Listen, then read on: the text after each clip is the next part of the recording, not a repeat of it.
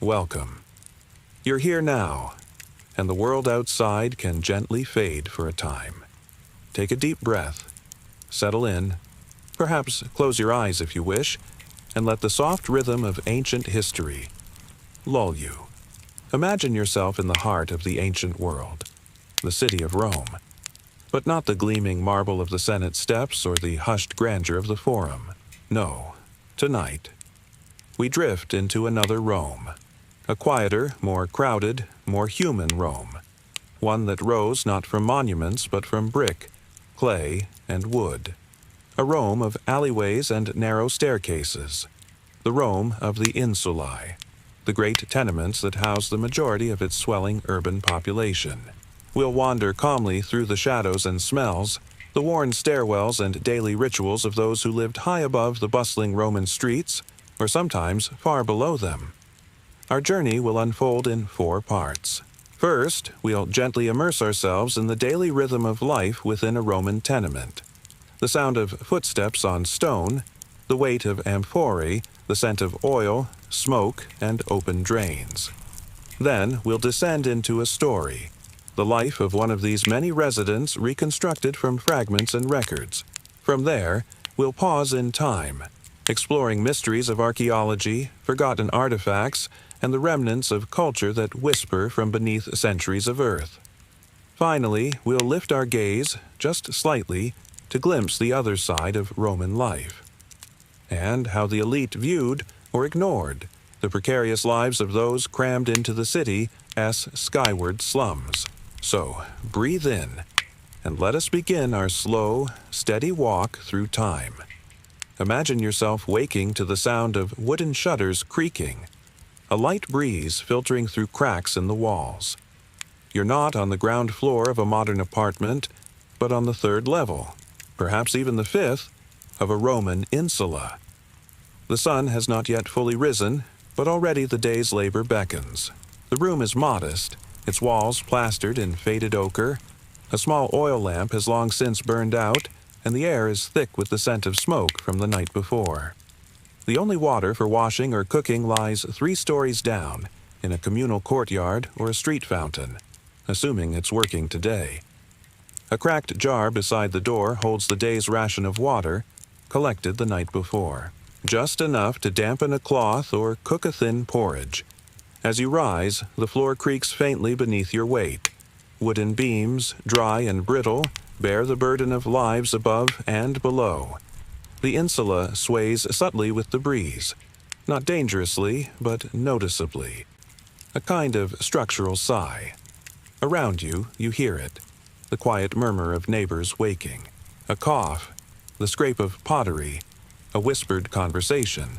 Perhaps a child stirs in the corner.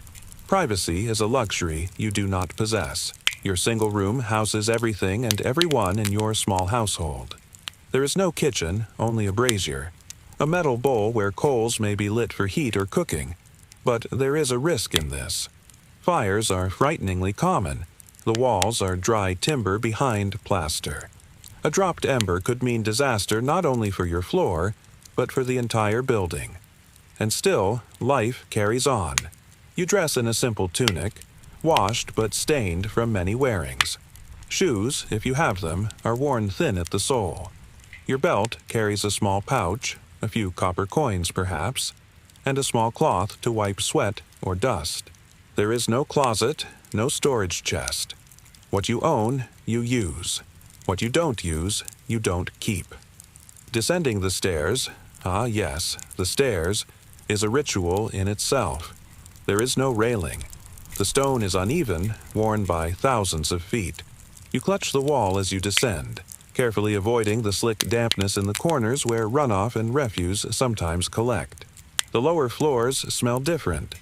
Thicker, older, a mixture of cooked onions, urine, wood smoke, and something else you can't quite place. The scent of a city pressed tightly together. Down below, a courtyard opens to the sky. A few others fill amphorae from the fountain. A woman crouches to wash a garment on a stone, while a child squats nearby playing with a cracked tile. A mule brays from beyond the alley. The street beyond hums with soft activity. carts rolling over paving stones, the cry of a vendor selling warm bread. Inside your insula, the upper floors may be rented by the week. The ground floor, by contrast, is more desirable, more expensive. It might house a shop, its shutters opening to the street, or a workshop, a blacksmith, a baker, or a wine cellar. Their tenants may enjoy access to a private latrine or direct street access. You, several floors above, climb for everything. And yet, you are far from alone. Hundreds of thousands of Romans live as you do, perhaps more than 1 million in the city's peak. A great many dwell in the insulae, towering brick and wood structures built quickly, rebuilt often. Regulations exist, but they are rarely enforced. Fires have ravaged entire neighborhoods. Collapse is not unheard of. Still, life goes on. Bread is purchased, water is drawn. Children play in the alleys. At night, oil lamps flicker behind shuttered windows as the city hushes itself, just slightly. The rhythm of your life is one of constant balance between risk and routine, noise and quiet, movement and stillness. You learn which stair squeaks, which neighbor sings as she bakes, which part of the street stays dry after a rain. You know the passing of time by the sounds around you, the clang of the blacksmith, the song of the merchant, the creak of the wood above. This is not the Rome of emperors. This is the Rome of laborers, porters, seamstresses, and scribes, of freedmen and foreigners, of people who make the city function and, in turn, are rarely remembered by it. And yet, in their thousands, they shaped the hum of the ancient world. As the sun climbs higher, your day begins, not with ceremony, but with motion. The tenement empties as residents begin their work, in forums, in markets, in public baths and private homes. The building breathes, it settles, and waits for their return. Let us now turn from the collective to the particular, from the echo of many footsteps on worn stone to the slow, steady rhythm of just one. A single life, quiet, unremarkable in the grand annals of empire, and yet entirely emblematic of its time. His name, or at least the one that survived on a tile fragment unearthed centuries later, was Gaius Furius Acanthus. You have likely never heard of him. He was not a senator, not a soldier, not a statesman, just a man. Perhaps 35 years old, perhaps older. It's difficult to say. What we know comes from scattered records, a wax tablet preserved in ash, a graffito beside a stairwell wall in the Subura district. Enough to imagine. Enough to reconstruct, softly. Imagine yourself now as Acanthus, standing beside a doorway of a 4th-story tenement in Rome. It's the year 142 CE, in the reign of Antoninus Pius, a time of relative peace. And yet, peace does not necessarily bring comfort to all. Acanthus was born the son of a freedman. His father, once a Greek-speaking slave, had earned his freedom through years of service in a minor noble household. With his new status came a Roman name, Furius, and with it, a small foothold in the city. Acanthus inherited this name, along with his father's resilience. He lived his entire life in the Subura, a densely populated, chaotic neighborhood known for its raucous energy and teetering buildings. The kind of place where voices carried easily through walls, and you could track a neighbor's habits by the shadows that flickered behind thin shutters. His profession was that of a copyist, a humble librarius. 8 hours a day, bent over wax tablets or sheets of papyrus, he copied letters, contracts, and the occasional verse for wealthier patrons. Not the dramatic epics or stately decrees carved into marble, but the ordinary text that kept the world in motion. Lists of inventory, wills, marriage agreements, an occasional love poem dictated in embarrassment by a young merchant.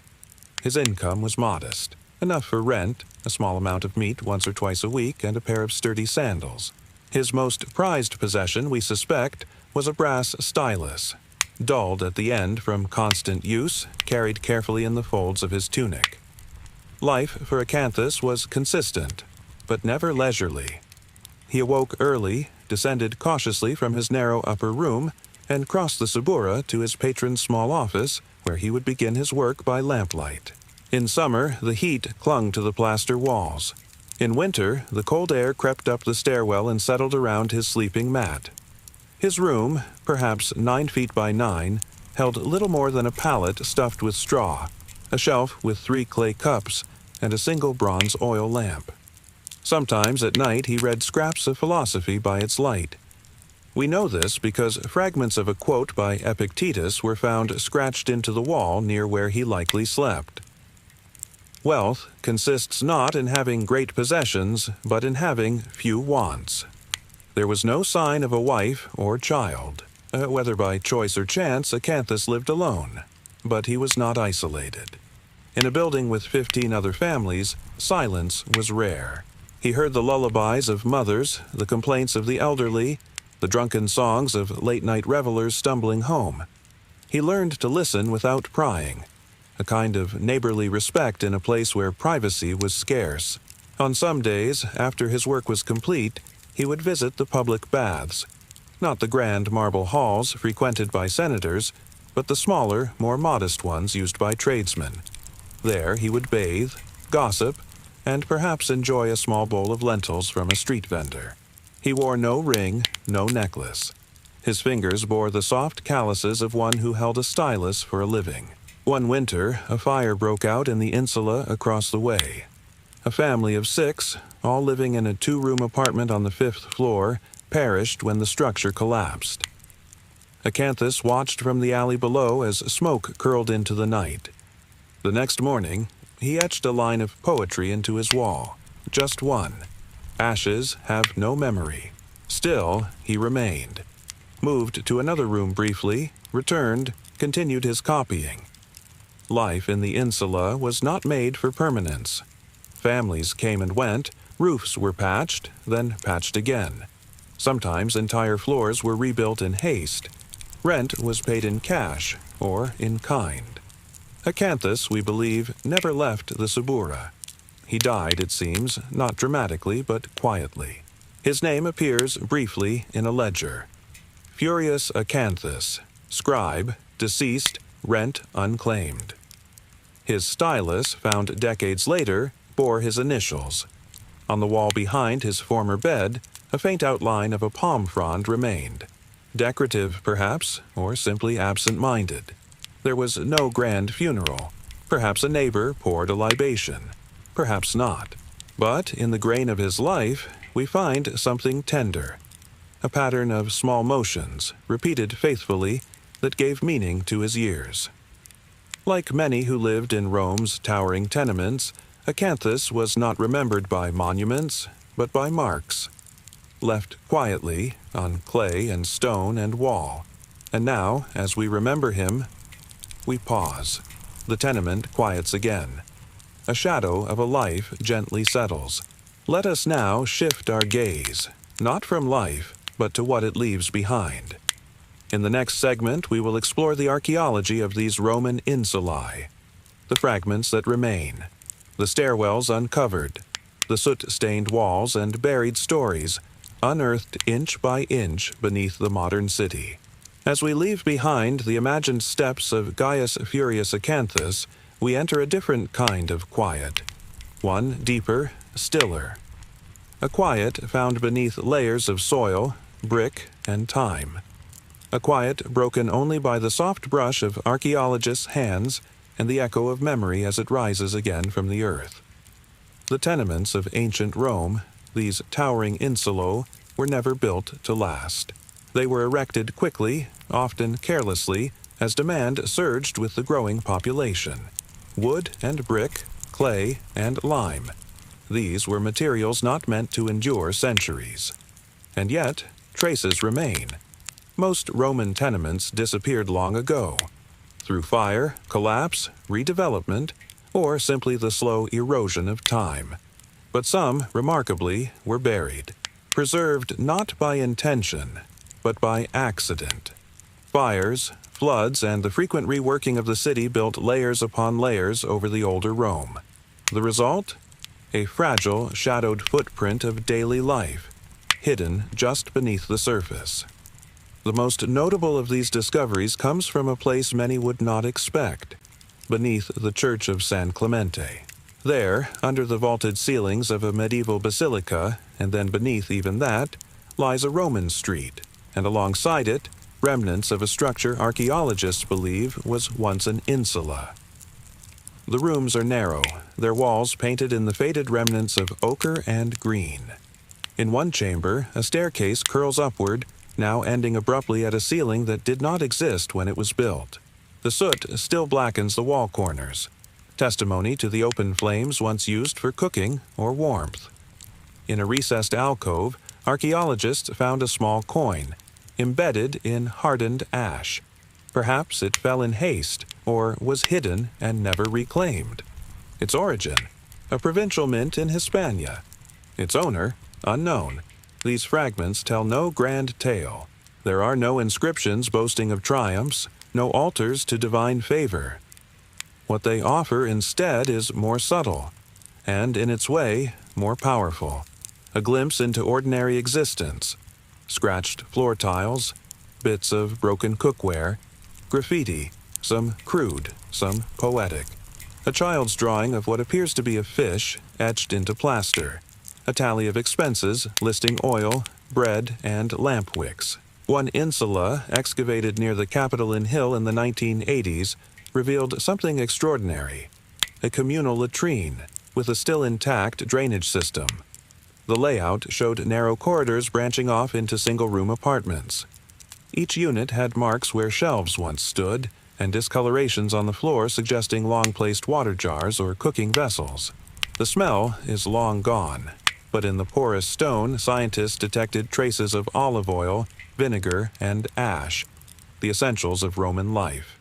Even a residue believed to be garum, the pungent, fermented fish sauce so beloved by Roman cooks. In Ostia, Rome's ancient port city, entire tenements still stand. Their facades bear the faded dignity of time, and their interiors, though roofless, still whisper of structure. Some even have staircases still intact, rising precariously against crumbling walls. Here, researchers walk carefully, placing each foot with reverence. These stairs were once trod by fishmongers, bakers, freed slaves, and scribes like Acanthus. The rhythm of their lives lingers. One mosaic, unearthed in what may have been a communal area, features a simple design, intertwining vines with a bird in flight at the center. Not a luxurious display, but elegant. It suggests that even in cramped quarters, beauty was not forgotten. Even the poor made space for something more than mere survival. And yet, there is mystery, too. In one insula basement in the Trastevere district, archaeologists discovered a series of sealed jars buried beneath the floor. Inside were no valuables, no gold, no relics of wealth, only foodstuffs, grains, olives, and dried herbs. A makeshift cache, perhaps hidden in fear. Was there a food shortage? A riot? A coming eviction? We do not know. But the act itself, the burying of food, speaks of uncertainty, of instability, of a constant struggle to prepare for whatever might come next. These tenements were places of life and labor, but also places of risk. Fires, as mentioned before, were frequent. One site bears the layered charcoal signature of 4 separate blazes, each followed by a new rebuild. But sometimes rebuilding never came. Sometimes all that remained was ash and silence. And in that silence, stories collect. Faint, dusty, uncelebrated, but meaningful. These findings, mosaics, stairwells, amphorae, wall scratchings, are not just archaeological curiosities. They are echoes. They are what remains when the louder voices of history fall quiet. They remind us that a city is not built by marble columns, but by the hands that scrub steps, carry water, tend fires, and draw simple birds on a wall. The cultural heart of Rome pulsed not only in its forums and palaces, but in these quiet corners. Here, language evolved, recipes were shared, children were born, arguments sparked, neighbors gossiped. all beneath ceilings that creaked and roofs that leaked. Now the earth has preserved what the empire forgot. Let us pause here, in this stillness, in this subterranean hush, and then, gently, we shall rise, not to leave Rome, but to ascend from the narrow stairs of the tenements to the marbled halls above. For in our final segment, we will glimpse the contrast, how the elite lived, how they viewed the insula dwellers, and what that says about the complex, layered city of Rome. So now, slowly, we emerge once more into the open air. We leave behind the narrow corridors, the soot-streaked stairwells, and the dusty remnants buried beneath layers of time. We rise, quite literally, into another Rome, one that existed not far from the tenements of the poor, yet in many ways existed in an entirely different world. Picture a Roman domus, a private home of the elite. Just a few streets away from the crumbling insulae, this home opens into a shaded atrium, where water softly ripples in a rectangular pool. Light filters in through the compluvium, a rectangular opening in the ceiling, casting gentle patterns on mosaic floors. The air is cooler here, perfumed faintly with myrrh or rose water. It is quiet, deliberately so, in contrast to the insula, which thrummed with the layered noise of dozens of tenants living cheek by jowl. The domus was curated for tranquility. It was designed not merely for living, but for displaying life, a reflection of status, virtue, and cultivated taste. The walls bore frescoes of mythological scenes, landscapes, or moments of domestic life, all carefully idealized. The floors beneath were cooled with running water in the hot months, and food was served in courses on silver or fine pottery to reclining guests. The master of this home, a senator, a wealthy merchant, perhaps a retired general, had space not just for family but for servants, scribes, tutors, and clients. He would not draw water from a public fountain or cook meals over an open flame in the same room where he slept. His latrine was indoors, his bath private, his views unobstructed. Yet, for all their grandeur, these homes were never far from the lives of the poor. A senator might walk past 3 crumbling insulae to reach his marble atrium. He might step carefully over refuse-filled gutters or avoid eye contact with beggars stationed at alley entrances. It was common, even expected, for the wealthy to employ those who lived in insulae, as porters, nurses, wet nurses, secretaries, cobblers, and cooks. Their lives intersected at the thresholds of service, and yet there was often little understanding and even less sympathy. Writers of the elite, such as Juvenal and Martial, spoke of tenement dwellers with both disdain and distant amusement. They wrote of sleepless nights in crowded buildings, of collapsing ceilings, of chamber pots dropped from above. But these were, to them, inconveniences endured briefly, perhaps on a night away from their countryside villa, or while visiting the Subura for entertainment. The poet Martial once joked that he could not sleep because the walls are so thin. I know what my neighbor had for supper. Another lamented that one could not safely walk below insula windows without risking a chamber pot to the head. These were not heartfelt laments. They were witticisms, rhetorical flourishes, meant for drawing-room laughter. And yet, despite this divide, some elites did concern themselves, at least in principle, with the plight of Rome's overcrowded population. Augustus, the first emperor, introduced building regulations to prevent tenements from rising too high for fear of collapse.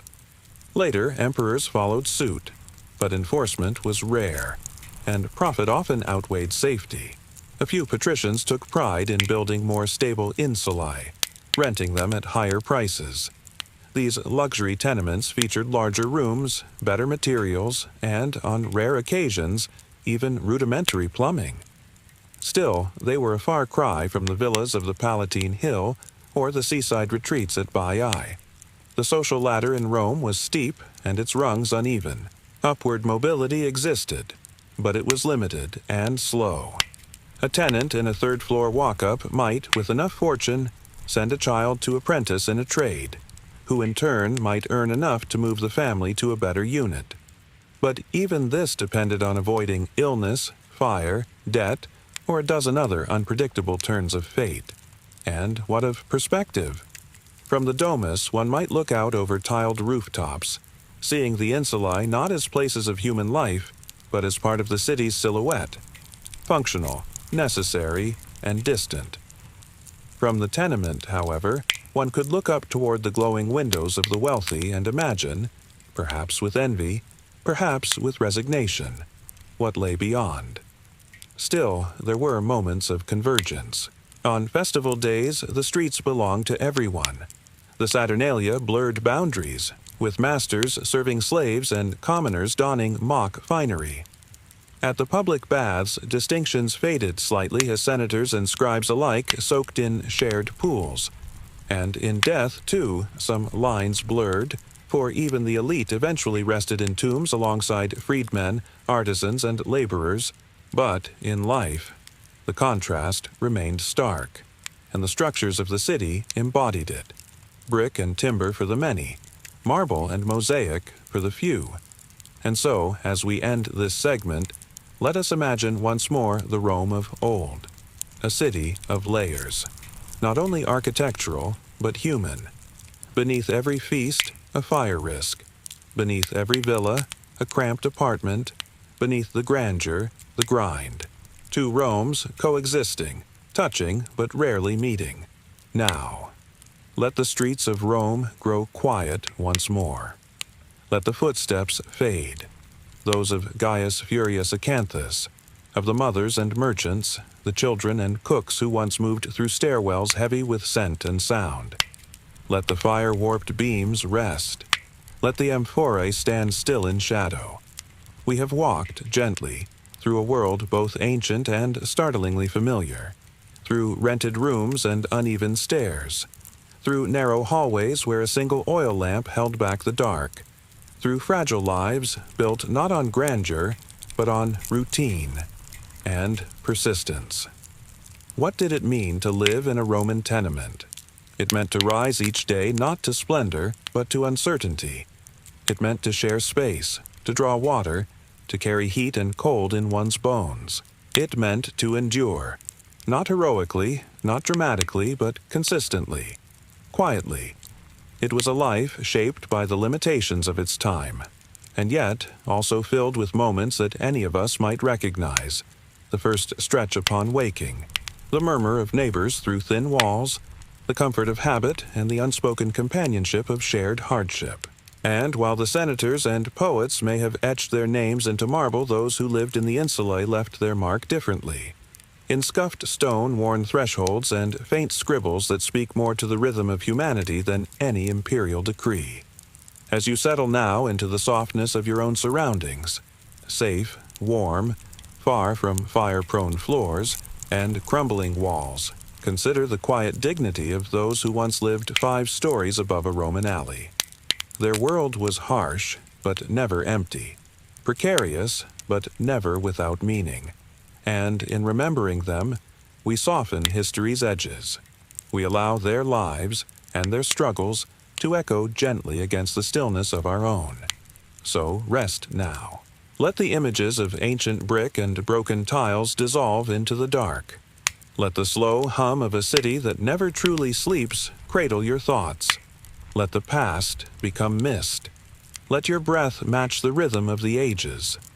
And sleep, like the city once did, under the stars, above the stone, within the memory of Rome. Good night.